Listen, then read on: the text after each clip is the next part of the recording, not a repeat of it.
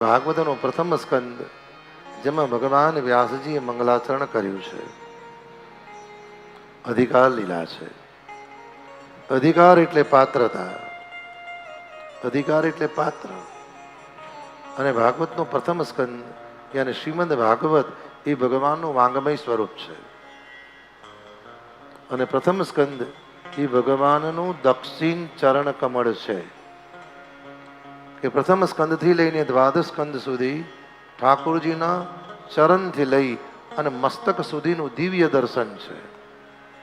પણ શ્રીમદ ભાગવત એ કેવલ પુસ્તક નથી, શ્રીમદ ભાગવત એ ભગવાનનું સ્વરૂપ છે. કે ભગવાને જ્યારે લીલાની સમાપ્તિ કરી અને તૈયારી કરી, ઉદ્ધવજી ભગવાનના નિકટમાં આવ્યા.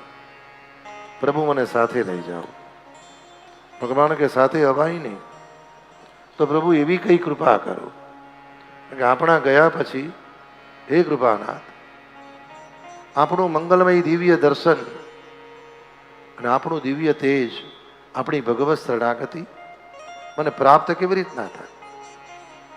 ભગવાને કહ્યું, એ ઉદ્ધવ, જતા જતા સૌથી પહેલા હું તને મારા અવલંબન સ્વરૂપે મારી ચરણ પાદુકા આપું છું.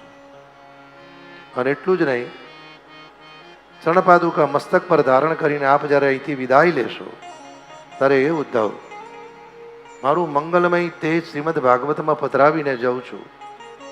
અને જે પણ શ્રીમદ ભાગવતનો પાઠ કરશે, અધ્યયન કરશે, મારા મંગલમય સ્વરૂપની પ્રતીતિ થશે અને હૃદયમાં પ્રગટ થઈ એ જીવના અનેક સંકલ્પ પૂર્ણ કરીશું.